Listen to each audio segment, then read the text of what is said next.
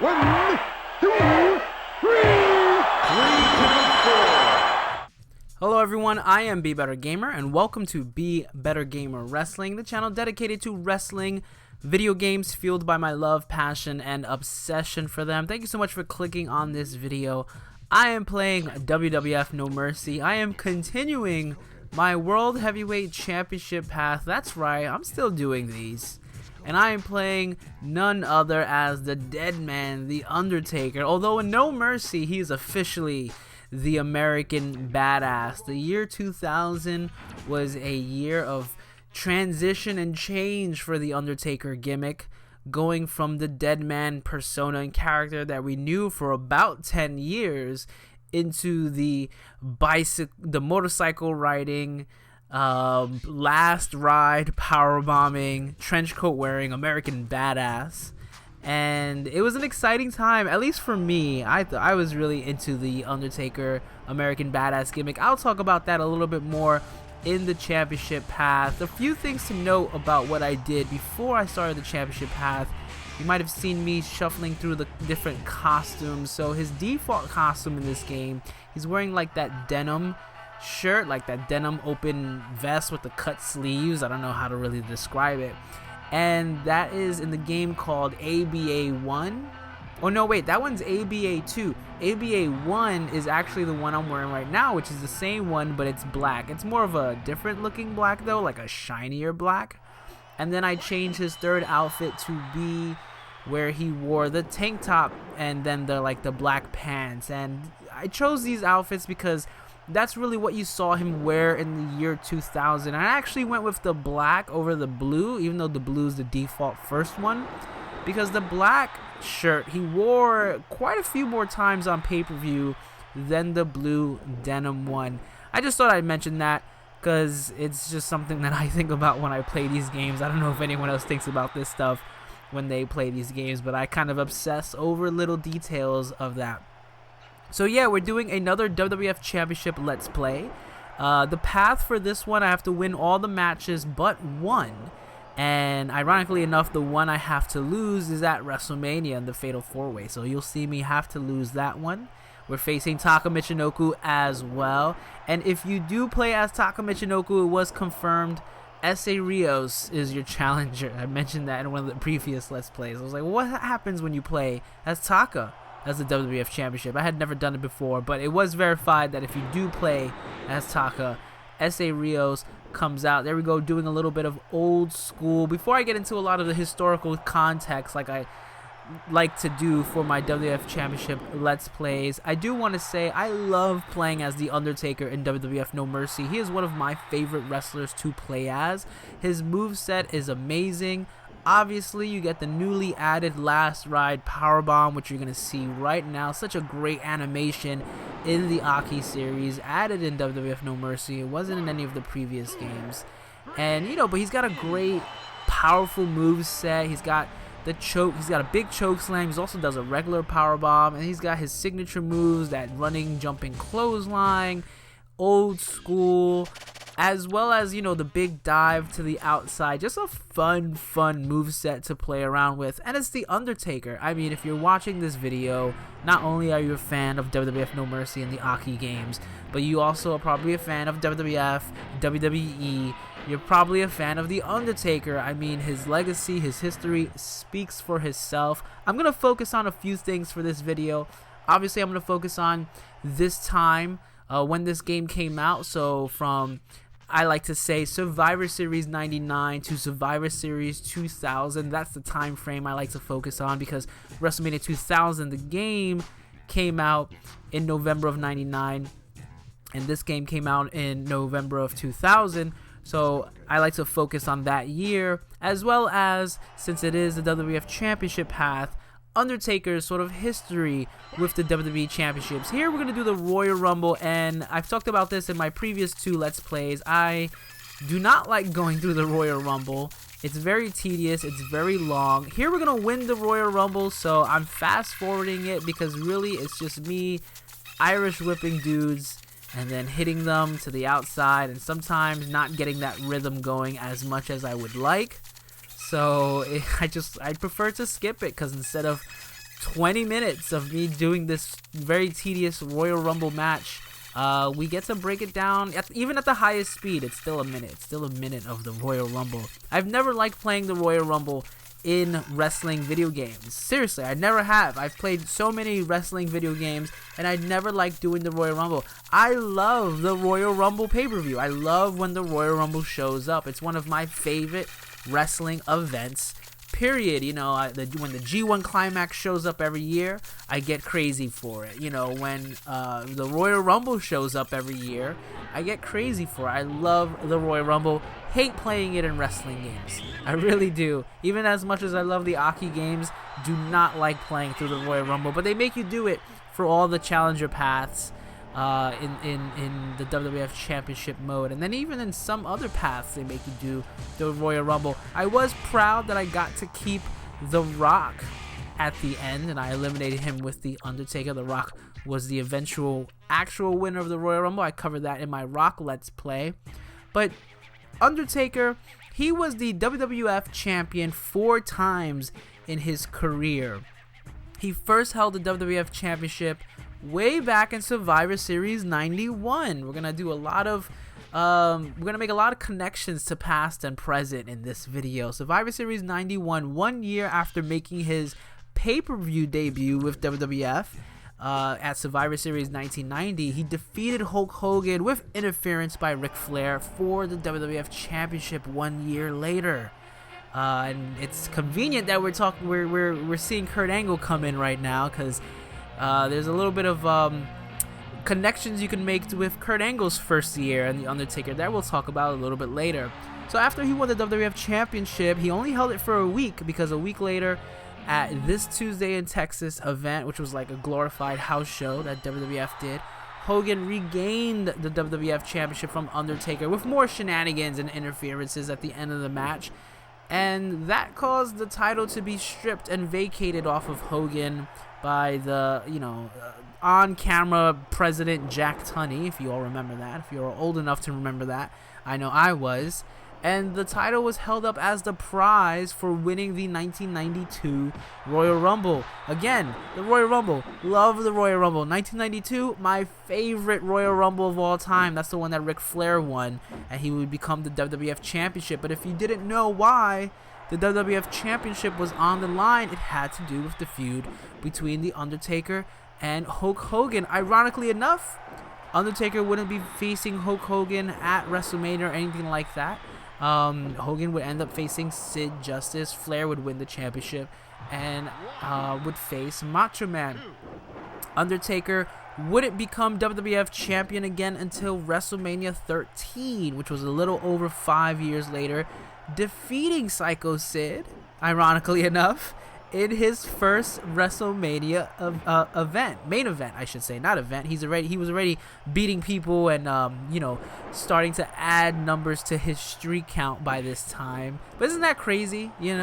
How Psycho Sid was Sid Justice at the time after Royal Rumble 2 at WrestleMania 8, and then Undertaker's facing Psycho Sid at WrestleMania 13. Undertaker would eventually main event WrestleMania 4 times in a row. He held the championship in his second run until SummerSlam before losing it to Bret Hart, who would then go on to lose it at the Montreal Screwjob incident at Survivor Series 97. Undertaker and Survivor Series, man, they go hand in hand. A lot of things happened either with The Undertaker directly at Survivor Series or indirectly. His third WWF Championship run happened at Over the Edge 1999, the infamous pay-per-view where Owen Hart tragically fell to his death. But the show continued on, much to the disappointment probably to a lot of people then and now. And The Undertaker at the end defeated Stone Cold Steve Austin for the WWF Championship with the assistance of Vince and Shane McMahon. This was right around the time where the whole corporate ministry storyline was happening. But he would lose the title back to Austin on the June 28th, 1999 episode of Raw. So again, not a very long run with the WWF Championship. His final run with the WWF Championship occurred in 2002, so long after No Mercy came out, when he defeated Hulk Hogan. He finally defeats Hulk Hogan again for the WWF Championship, gets the third match after all these years at Judgment Day 2002. And he would hold it for about 2 months before losing it to The Rock, who would then go on to lose it to Lesnar, someone that played a very important role in Undertaker's career and history. And it's also ironic because it was at Judgment Day 2002, which is a pay-per-view we will talk about in a little bit, which holds another big moment in time for The Undertaker when he made his debut with his new persona and gimmick. So a lot of really cool, interesting tidbits, I think, with just going over the brief details of Undertaker's WWF Championship runs. He also was the World Heavyweight Champion 3 times. You know, the big gold belt, WCW belt, that would become the World Heavyweight Championship in WWE. He was the Hardcore Champion 1 time and 6-time Tag Team Champion. I did do a No Mercy Let's Play way back in the day for the Hardcore Championship with The Undertaker, as well as a Tag Team Championship Let's Play with The Undertaker and Kane as the Brothers of Destruction. So if you want to hear me talk about Undertaker in those regards, check out those episodes, you know, when you get a chance. He was also a 1-time winner of the Royal Rumble, winning the Royal Rumble in 2007. And that is sort of like my little preamble, because he doesn't win the WWF Championship this year. From November of 99 to November of 2000, he is featured in WWF Championship matches and, you know, is fighting towards the top of the card, but he doesn't win the WWF Championship this year. So I did want to get those mentioned because this is a World Championship path. And at Survivor Series 99, we actually got to go back a little bit to SummerSlam 99 to really begin talking about this year, what was going on, because at SummerSlam 99, the Big Show and The Undertaker defeated Kane and X-Pac. This is one of The Undertaker's tag team title reigns, actually his second tag team title reign. His first was with Austin almost a year previous to this, and then you know, it was only like a short 1-week run, and it was an unlikely alliance. His team with the Big Show, this was an unholy alliance, him teaming up with the Big Show. I'm facing Steven Richards in the game right now. Steven Richards is technically the Big Show in this storyline. The storyline we're doing right now for the WWF Championship path revolves around the McMahon in Every Corner WrestleMania main event, where you had The Rock, Triple H, Mankind, and Big Show. But Big Show was removed from this game because he got in kind of trouble with WWE. He was, you know, he was punished. He was disciplined because some of the things that were going on backstage, and they removed him. They removed him from TV. They removed his merch. They removed him from WWF No Mercy. And for some reason, Steven Richards takes the place in WWF No Mercy. I have no idea why. I will ask that question every single time I do a championship Let's Play. Why is it Steven Richards? Why not Benoit? I think Benoit would have been a better choice. Why not Austin? Even though he was also out, it would have been kind of funny to see Austin in this match, or even Undertaker. But whatever, we get Steven Richards instead of the Big Show. And, you know, him and the Big Show, they were champions, but it wouldn't last long. They would lose the titles like a week later to the Rock and Sock Connection, and then regain it another week. And then 2 weeks later, lose the titles again. But it was weird. The stipulation was weird. It was a Dark Side Rules match where everyone in the Ministry of Darkness was allowed to compete for some reason. Undertaker calling the shots. But they still lost. Undertaker was on commentary saying how, the Ministry is so powerful. I have the Big Show, I have Viscera, I have Mideon. And then they lose. And Undertaker's like, what? I can't believe this. It's comical in a lot of ways. It really is. But this is all worth mentioning because during this time, Taker was actually working through a groin injury. And a lot of the tag team stuff that he was doing with the Big Show, doing with the Ministry, and how he was feuding with Rock, Austin, and Mankind, you didn't see The Undertaker in the ring a lot because it was to cover for his groin injury and to limit his ability. They didn't want to completely take him off camera yet, so they still had him appearing on camera. You know, he was berating the Big Show a lot. You know, there was a lot of stuff they were doing where Big Show would wrestle most of the match and Undertaker would scream at him. That was not only to develop the characters and relationship between the two, but also to limit the amount Undertaker had to work. But eventually, he had to take time off and he was announced to be in the main event at Unforgiven 1999. He was on the poster. There was going to be a six-pack challenge for the WWF Championship, but before that pay-per-view were to occur, Undertaker was quote-unquote fired or walked out on Vince McMahon because he didn't want to partake in Vince McMahon's current vendetta against Triple H, trying to keep Triple H from the main event. And there was supposed to be some sort of gauntlet match that Triple H was supposed to be involved in, and he was supposed to fight Undertaker, and Undertaker was like, I'm not going to listen to you, I don't listen to anyone. So he walked out. Vince McMahon was like, you can't quit, you're fired. But that was basically just to cover up Taker so he could take time off to heal from his groin injury. British Bulldog would end up taking his place in that six-pack challenge match, and Triple H would go on to win the WWF Championship. He was all ready to return at Armageddon 99, in which he also appeared on the poster, but plans changed because right before he was gonna come back, he suffered a torn pectoral muscle. Now that meant he was gonna be gone for about 8 months because now he required surgery, and that was a huge blow for WWF at the time. And this is why I couldn't start directly with Survivor Series 99, because in Survivor Series 99 we talk about, Austin, who's in the ring right now playing the role of Triple H in this storyline for the WWF Championship path. In November of 99 we lose Austin because he kayfabe gets hit by a car, but it's really because he has to have neck surgery. I covered it in my previous WWF Championship Let's Play. And then now 1 month later, when Undertaker's supposed to be coming back, he gets injured and he's out. So they lose two of their biggest stars at the time. They lose The Undertaker and they lose Stone Cold Steve Austin. Fortunately, they had a few other wrestlers ready to step into the main event scene, specifically The Rock, Mankind, Big Show. I was gonna say Steven Richards. Big Show and Triple H, and they have to sort of not pick up the slack, but they have to kind of fill the void for both Austin and Undertaker not being there. This means Undertaker misses Royal Rumble. This means he misses WrestleMania. It's not the first WrestleMania he's missed, though.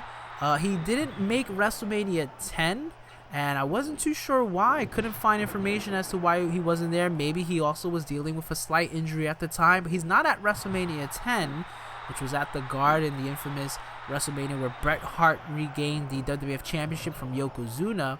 And at this time, if he were to wrestle at WrestleMania 16, WrestleMania 2000, his streak would have been 8-0. So it would have been 9-0 because he probably would have won, right? The last time he wrestled at WrestleMania before this, his last WrestleMania match was against the Big Boss Man, a Hell in a Cell match at WrestleMania 15. Taker would return eventually. Obviously, we'll talk about that. He would return to WrestleMania 17 and face Triple H, and he would not miss a WrestleMania until this past year at WrestleMania 35. That's crazy. In the time that Taker has been with WWF, he only missed 3 WrestleManias. That's nuts. That's a crazy stat to think about. From WrestleMania 2000 to WrestleMania 35, he did not miss a single WrestleMania. That's impressive. Obviously to go along with the streak itself and him winning and not really losing until Lesnar and Reigns, but to not miss a single WrestleMania, that's intense. That's crazy. Undertaker's the man. So I always wondered, when I was getting ready to do this Let's Play, even before, I always wondered what would have been Taker's role for WrestleMania 2000. What if both Austin and Taker were still around? I talked about what would have happened maybe if Austin was still around in the previous Let's Play, but also what would have happened if Taker was still have been around. Would there have been a match between Taker and Big Show coming off of their unholy alliance kind of falling apart? Would Taker have won the championship during this time? Big Show wins the championship at Survivor Series. If Taker was around, maybe Taker would have won the championship at Survivor Series instead of Big Show. Would Taker have been the champion going into WrestleMania? Would Taker have been in the Fatal 4-Way? going into WrestleMania. Who knows what that WrestleMania would have looked like, but losing your top big stars can't be fun. I'm sure they were all pulling their hair out, but they made it work, and they made it work specifically with the feud between The Rock and Triple H, and that led into Judgment Day, May 2000, The Rock and Triple H, Iron Man match I talk about in my Rock Let's Play. And leading up to that, there was vignettes starting to play with these little girls in these white dresses, and very creepy, a lot of fast cuts of creepy images, and you hear the voiceover of little children singing nursery rhymes, speaking nursery rhymes. Now I lay me down to sleep. I don't know if that's a nursery rhyme or not, but it very stereotypical. Oh, these children are being spooky and scary. What could this mean?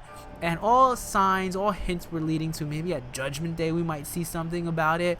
I mean, if you have been watching wrestling in the past 10 years, or if you had been watching WWF in the past 10 years, you knew that this was probably The Undertaker making his return. So we all kind of knew Taker was making his return sort of with these vignettes. Like, who else could they have possibly been, right? And he would return. But you know what's really funny?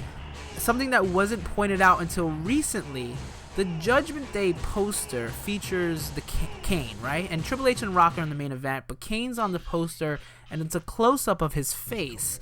And if you look very closely where his eye is, and you think that's his pupil, the white spot in his eye, it's actually the symbol for the Ministry of Darkness. So it was hinting at Undertaker's return, even in the poster for Judgment Day 2000. This was something that I did not realize until about like a month ago, or something like that, where I saw a YouTube video, and it was talking about Easter eggs in WWF posters and vignettes and stuff like that. I thought that was very cool. Didn't know it back in the day, but I knew it was Undertaker. Who else could it have been? And sure enough, as the match is going on between The Rock and Triple H, their numbers are tied. Everyone in the McMahon Helmsley faction is there trying to stop it.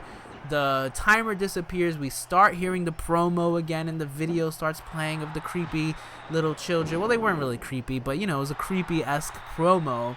And then they say their rhyme, and then they go, "He's here," and then you hear the gong, and that's when we know Taker's coming. But the lights don't, go off. It's not like the monks come out with the torches or anything like that. We hear a motorcycle, not a bicycle, not a little bell. We hear a motorcycle coming in, and it's Undertaker on this motorcycle looking badass. Before they were even throwing around that term with him, he looked so badass with this long trench coat coming in, and the crowd is freaking out. I watched this live. I wasn't there live in the arena. I watched it live on pay-per-view with my friend. We watched it at his house. It was amazing. I still remember it to this day. I still get goosebumps when I think about it to this day. I kid you not. I rewatched it for this video as well. It's one of my favorite moments of that year. It's probably one of my favorite Undertaker moments, honestly.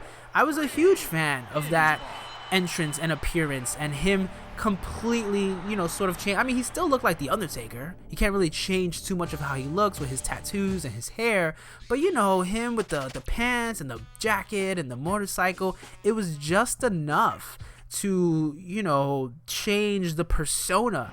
And it was an exciting moment, him just coming in and just wrecking shop, kicking everyone's ass. And everyone in their excitement, including The Undertaker himself, forgot that, hey, there's a match going on.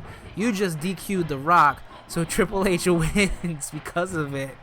Shawn Michaels, guest referee, saying, "I'm sorry, Taker, but you just cost The Rock to lose. You should have waited. You should have waited until the match ended." I always thought that was kind of funny, but it was still an amazing moment. Triple H does become champion, but everyone's talking about The Undertaker's back. The Undertaker's back, and he looks different, And I remember that's all me and my friends could talk. Did you see The Undertaker? He's got a motorcycle now. And that's all you needed. That's all you needed, man. He pulled it off. And with this dramatic new look, they still called him the Dead Man. They still called him The Undertaker, but now he's got new music. He's coming in with this, obviously the creepy children, sometimes they would play like a short version of it, and then it would go, he's here, and you hear the gong, and then they would play like this rock music. Eventually he had licensed music. He had Limp Bizkit's Rollin' would accompany him to the ring, and then Kid Rock's American Badass started accompanying him to the ring. It's unfortunate on the network they dub all that stuff out, which is kind of lame, because I wanted to hear specifically when the songs changed and transitioned, but because they dub it all on the network, I had a hard time finding when he actually started using each song. So if you know the exact like events, let me know, because I don't remember if on Judgment Day he came out to Limp Bizkit Rollin'. I think it might have just been another generic music. In WWF No Mercy, he starts with the Raw music as his entrance music, and that's something you have to change. If you change the music to Original 4, I believe, that has the gong and the, American Badass-esque music. It's not quite it, but it's very similar to how it is. What else changed? Not just his look, but his moveset was pretty much the same, except for the last ride. He introduced the last ride powerbomb as his finisher, using it more than he would the Tombstone Piledriver. We still saw the Tombstone Piledriver, just not as much as we saw the last ride during this time. And that's the best case I can make for wanting this game to have kept the super special feature from Virtual Pro Wrestling 2. As you know, if you watch my channel, if you know about the Aki games, Virtual Pro Wrestling 2, the wrestling game that preceded this, made by Aki, had a feature in it where you could do super specials. So when you get your special, you hit the control stick, you taunt. When you get your special meter, you can do your finishing move. In Virtual Pro Wrestling 2, if you pressed it again, and depending on which character you had, you could do a second finisher. And this was for like guys like Mitsuharu Misawa, Kenta Kobashi, who had like those like ultra kill moves, you know what I mean? Like Kenta Kobashi's Burning Hammer obviously is the prime example. That was his back super special.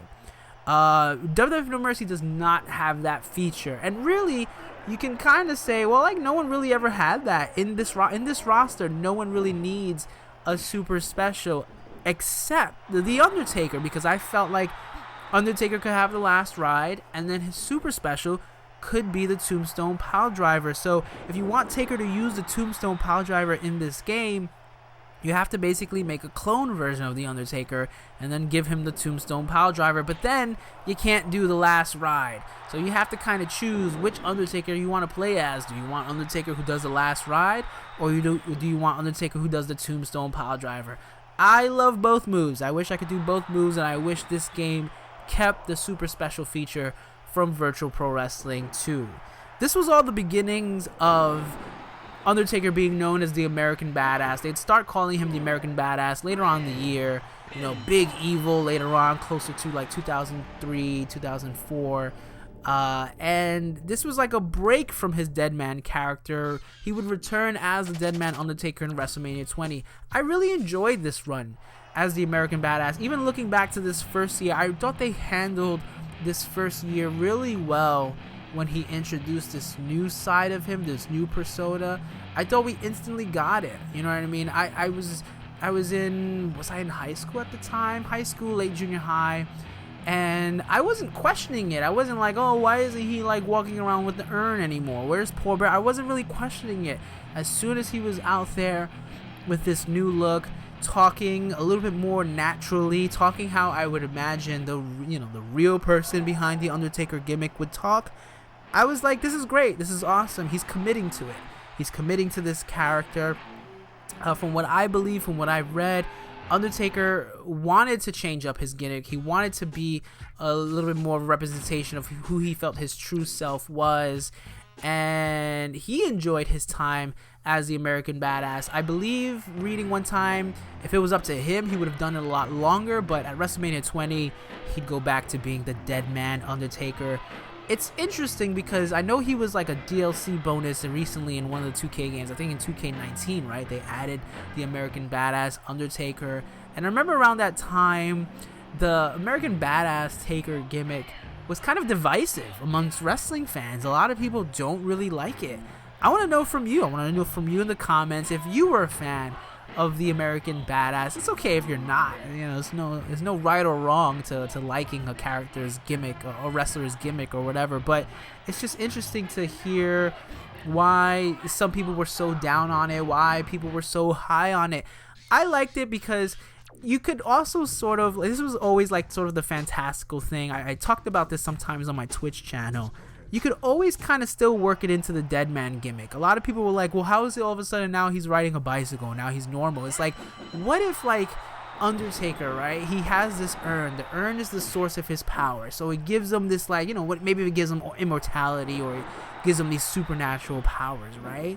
But what if like that's because, you know, he has this demonic spirit within him, but then like he got tired of doing that. He was like, I don't want to, you know, he got fascinated by the mortals whose souls he started taking, right? Because that's what he used to do. He used to collect the souls. And then what if he started getting fascinated by the human race and he was like, you know, I want to walk amongst the living. I want to walk amongst real people. I want to bleed like the humans do. And he gave up his powers so that he could, you know, wear sunglasses and ride around the desert on his motorcycle.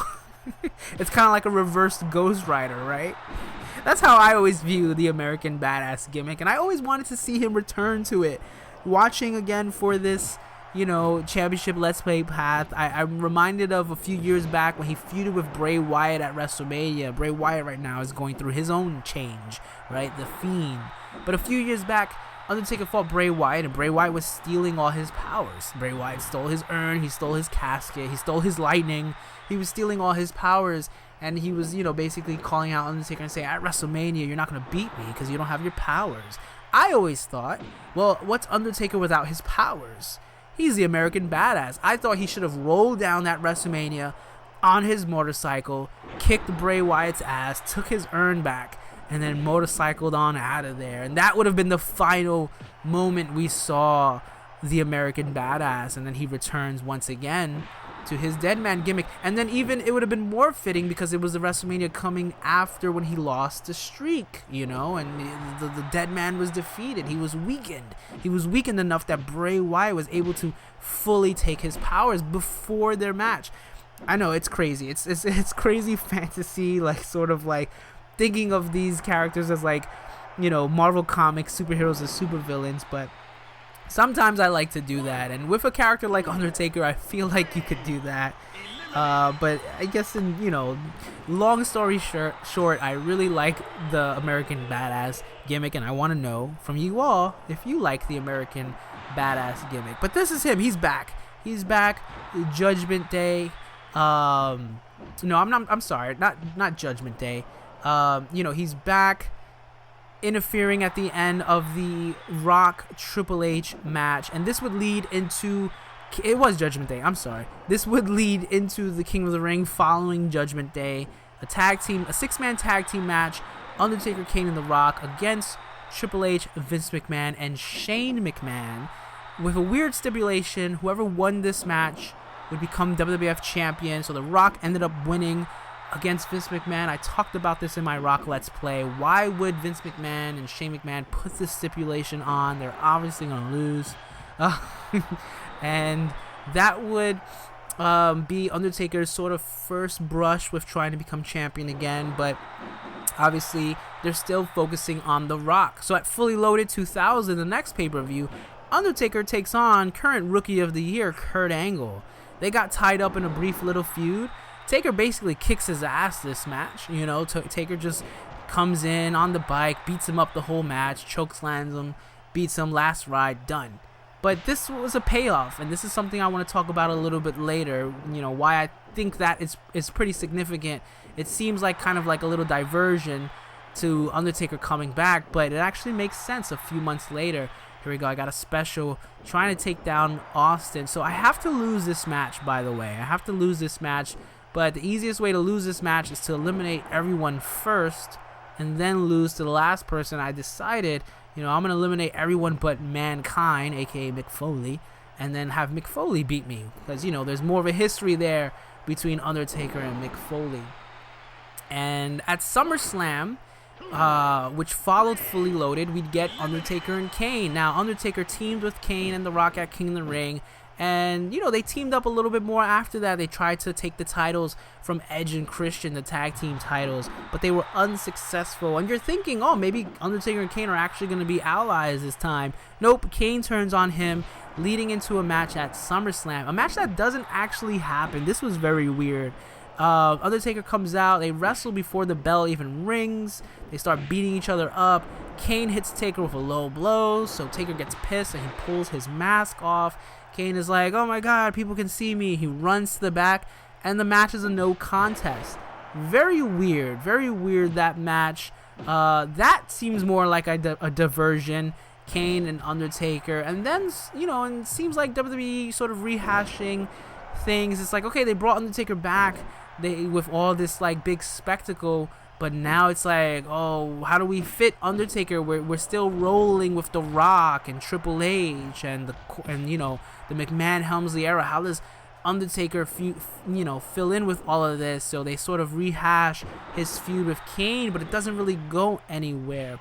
Fortunately, we don't really see Undertaker in limbo too much after this. At Unforgiven 2000, he is in another championship match, this time a fatal 4-way with Kane, Benoit, and The Rock. And this makes, you know, SummerSlam make a little bit more sense because you had that no contest with Kane and Undertaker. You also had The Rock, you know, who was feuding with Benoit at the time. You have now Benoit's included, so you get this fatal 4-way, which was pretty decent. Rock retains. Taker was on the poster again this year for Unforgiven, unlike the last Unforgiven where he was on the poster but he didn't make it to the event. And again, though, this was really more so, I think, to keep building Rock as a champion. And I talk about all that in his Let's Play. We get to No Mercy, the next pay-per-view, which the game is named after, even though the game is more modeled after, I think, No Mercy 99 and 2000. But we get to No Mercy and Taker's not there. Taker's not on the card. Don't know why he's not there. He didn't wrestle for a few weeks after Unforgiven, actually. So he did his Unforgiven match and then wouldn't appear until November 6th on Raw, defeating Val Venus. And then the following week on Raw, he won a number 1 contenders 4-corner match, defeating Jericho, Kane, and Benoit. So it does feel like, oh man, are they maybe cooling down on The Undertaker?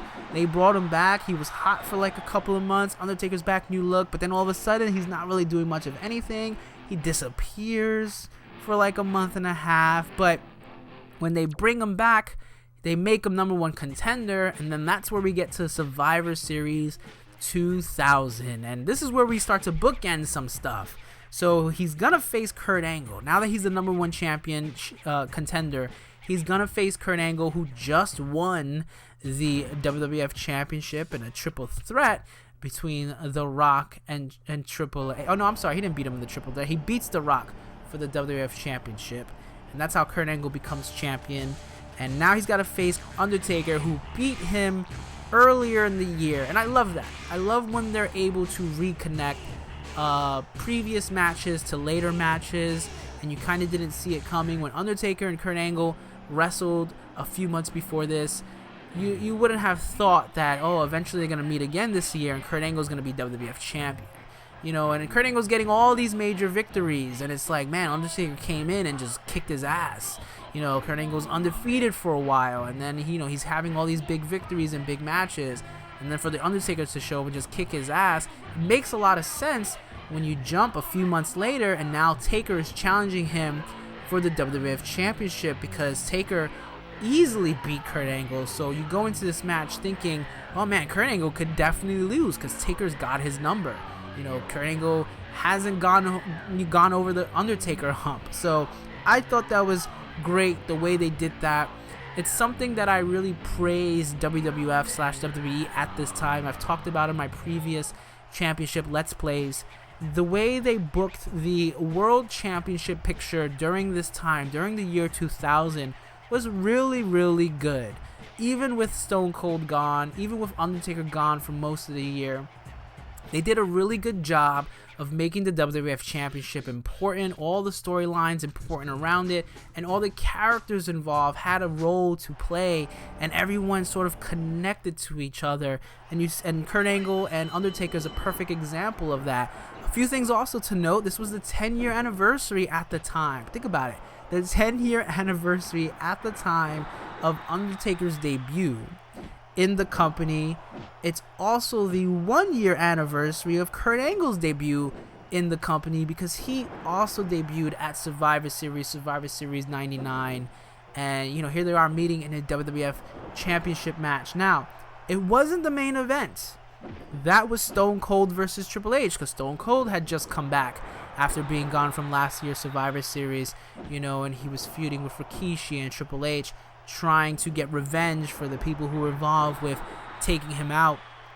That's the main event, Stone Cold versus Triple H. I bring this up because I feel like, most recently there's been a lot of conversation and discourse about, should the WWF Championship, should any major world championship across any promotion, because this was even talked about with AEW, should it always be the main event? You know, and there's a lot of people who believe, yes, the WWF Championship should always be, the WWE Championship should always be the main event. That's how they used to do it, where here we are in the year 2000, and that's not how they're doing it. I think there's a big misconception to that. I think there's a big misconception that the WWF Championship or any major world championship needs to be the main event because it is the #1 championship. I think there's exceptions. Yes, it should be very important. Yes, it should be featured very high up in the card, and the top stars should hold the title. But you're going to run into situations where personal feuds, personal vendettas are going to be a lot more attractive to have the main event than the WWE Championship match. And, you could look at Kurt Angle's run, and we'll talk about Kurt Angle later on, I'm sure, in my WWF Championship series. But you can look at his run as more of a transition to somehow get back to Stone Cold and The Rock, for which would be WrestleMania 17. So sometimes you have those exceptions to the rule. So I always think it's funny when people say, oh, it's the old school way, it's the old school way. And it's like, no, it's not necessarily the old school way, because even in the year 2000, even in the 90s, the 80s, the 70s, the 60s, there's always examples where the WWF Championship wasn't the main event, wasn't the top of the card. I mentioned earlier, Undertaker and Hogan feuding over the WWF Championship. Royal Rumble 92. Ric Flair wins. He's the WWF Champion. He does a main event WrestleMania. That WrestleMania was Hogan and Sid. Now, that's a different kind of story, because I feel like Savage should have main evented with Flair, but whatever. You get my point. It's, sometimes things happen where they have certain matches that they want to put as the main event. So I think it depends. But I also think it's interesting that we have The Undertaker here with Kurt Angle not main eventing. Almost 20 years later, people are still arguing about whether the championship should be in the main event or not. Another interesting note for this match is the pants that Undertaker wore. Oh my god, go back and watch this on the WWE Network. I talked about how he always came in on these leather pants and these black jean pants. For some reason, he's wearing these weird, leopard leather pants. It's not a good look. I don't know if he wore those pants ever again. I don't remember him wearing those pants. Please let me know in the comments if you remember him wearing these pants at another event. I was shocked to see him in these pants. It's so out there. The finish was also interesting because at one point Kurt Angle goes under the ring. Taker's kicking his butt the whole match. The whole match he's kicking his butt. It very clearly looks like Kurt Angle's going to lose. Edge and Christian keep trying to interfere, keep Kurt Angle winning. But eventually Kurt Angle, sneaks under the ring, trying to get away from the Undertaker. Undertaker pulls him back out, throws him into the ring, gives him the last bomb. Earl Hebner's counting 1, 2, and then he stops. And he starts pointing. He doesn't count. Everyone's like, why are you not counting? Undertaker's like, why are you not counting? What's going on? So he's like yelling at Earl Hebner. Kurt Angle appears from under the ring. Schoolboy's Taker pins him, wins the match. Eric Angle, Kurt Angle's brother, who we hadn't really been introduced yet, I think, on camera in WWE at this time, he dressed up as Kurt Angle and hid under the ring, waiting for the moment that Kurt Angle was going to hide under the ring, because I guess Kurt Angle knew Undertaker was going to kick his ass. and got dragged out, and Undertaker, blinded by his rage, didn't realize he wasn't beating up Kurt Angle. Gives the last ride to Eric Angle. It had me fooled rewatching it. I didn't remember that finish to their Survivor Series match, which is interesting because I feel like I rewatched their match not too long ago, maybe like a year or so ago, and I still forgot about that. So I got fooled probably 3 times now, you know? Maybe when I first watched this back in the day, when I rewatched it a few years ago, and then when watching it again, I was like, wait a minute, what's going on? That wasn't Kurt Angle? I think it's just very funny to bring up. And that's it, man. That's Survivor Series to Survivor Series.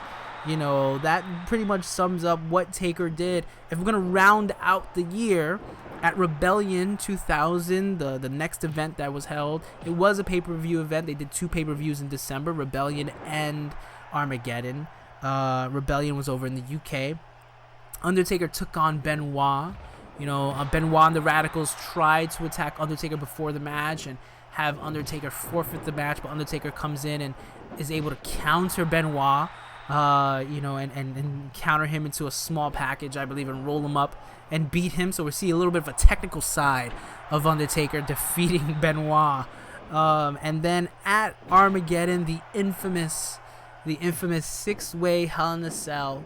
The Hell in a Cell match, you know, made infamous, obviously, by Undertaker. Now we got 6 men: Rock, Rikishi, Triple H, Austin, Undertaker, and the champion Kurt Angle, all in this match. Kurt Angle wins. He retains because they're still continuing that story as Kurt Angle, the unlikely champion in his rookie year. But Taker kind of, again, becomes the talk of the match because during the match he does a choke slam. He kind of just pushes Rikishi off. He can't really choke slam Rikishi off the top of the Hell in a Cell, but he quote-unquote choke slams him off the top of the Hell in a Cell onto a flatbed truck that was pulled in during the match. That was the big spot. That's the big spectacle. That's the big thing I think everyone remembers from that match, was Undertaker and Rikishi at the top of the Hell in a Cell. Obviously, Undertaker throwing Mankind off the top of the Hell in a Cell many years ago. Here we got Undertaker, Mankind, Austin, and Vince McMahon all in the ring. Yeah, think about what WrestleMania 2000 would have looked like if Austin and Taker didn't get injured. I'm gonna do a fantasy booking episode on WrestleMania 2000 because I think it's so fascinating. There's so many directions you can go. I did a fantasy booking episode of WrestleMania 15 using WrestleMania 2000, the game. And, you know, so one of the rules I give myself when I'm fantasy booking, you know, I can only use wrestlers in the game, but in regards to the real life storylines that are going on, I can use wrestlers that weren't on the pay-per-view that were out because of injury. So injuries don't exist in my fantasy booking scenarios. So that would mean for my fantasy booking scenario for WrestleMania 2000, I would include Undertaker and Stone Cold Steve Austin. I'm about to give the last ride to Mankind right here. We would see Undertaker face Triple H at WrestleMania 17. And that is also kind of bringing it full circle to the Undertaker coming in and attacking the McMahon-Helmsley regime at Judgment Day. And then now we get Undertaker against Triple H. So to me, Undertaker plays a pretty big role in the year 2000 because just like Stone Cold, it shows how WWE had to adapt, how they had to adapt with losing their 2 stars and still make everything very entertaining, very important, where you didn't really feel like you were missing these stars, but you wanted to see them come back. And then when they do come back, they, it's a little bit rocky, it's a little bit shaky, but they are able to weave everyone back in and start to continue and further the storylines that they had to develop almost spontaneously when they lost them. And I think having the Undertaker even coming back with a new gimmick, with a new persona, helped that. It helped give them a different kind of freedom, because it would have been weird. It would have been weird if the Undertaker came back and he was still doing the Ministry of Darkness gimmick. I was of the big belief that the Ministry of Darkness had some positives to it, but it went on too long. It got too convoluted, especially when they started doing the, corporate ministry, which is really what all WrestleMania 2000 the game is about, right? It's about the corporate ministry. That's the version of the Undertaker you got in that game. But I do love that when they brought Undertaker back, they were like, you know what? We're just gonna go in a completely different and new direction, because they had to change so much. They had to change so much into the allegiances and who was feuding with who when they lost with Undertaker and Stone Cold, that it would have been impossible to reconnect to that previous storyline, especially now that, like, Vince McMahon and Triple H are, working together as part of the McMahon-Helmsley regime. And I will defend the American Badass gimmick. He would go on to do a few other things as the American Badass. I would defend the American Badass gimmick, though, because to this day, I absolutely loved Undertaker returning at Judgment Day. It's one of my favorite moments of the year. Like I said, it's one of my most memorable Undertaker moments. And it's a testament to, not just in WWF, but in the world of wrestling, you have to constantly try to reinvent yourself. And I think that's why someone like The Undertaker has lasted so long. I mean, he didn't make WrestleMania this past year. And, I'm kind of the camp that, like, I'm okay with The Undertaker retiring. He's been wrestling for a very long time. I've seen enough Undertaker, but there's still a lot of fans out there who love The Undertaker, who would love to see The Undertaker still show up in a WWF ring. That speaks to me, that speaks to his legacy. That speaks to, the accomplishments he's had. He's probably not as decorated as some of the other WWF champions we're going to talk about during this Let's Play. You look at his WWF Championship runs, they're not as long. They're probably, you can even say they're kind of transitional championships, if we're going to be honest, when Undertaker was WWF champion. But his legacy, I think, supersedes all that. He's a prime example of, this is someone whose legacy wasn't built around being WWF champion for 5-10 years or 16 times. This is someone whose character was able to stand the test of time, from making his debut at Survivor Series 1990 to still wrestling to this day in the year 2019. I'm sure we haven't seen the last of Undertaker, and the dead man lives on. Hopefully we won't see the last of the American Badass gimmick. I'm still gonna hold out for that. Let me know if you're gonna still hold out for that, for the American Badass coming back with me, in the comments below. Let me know some of your favorite moments from The Undertaker, not just of this time, but just even overall. Some of your favorite Undertaker matches, some of your favorite Undertaker Championship matches for the WWF Championship, or even the World Championship. Check out my other Let's Plays and Cause in WWF No Mercy. You've been on YouTube before, you know what to do. Like, comment, subscribe. Follow me on social media at BeBetterGamer. Until next time, keep watching all the wrestling. Thanks again.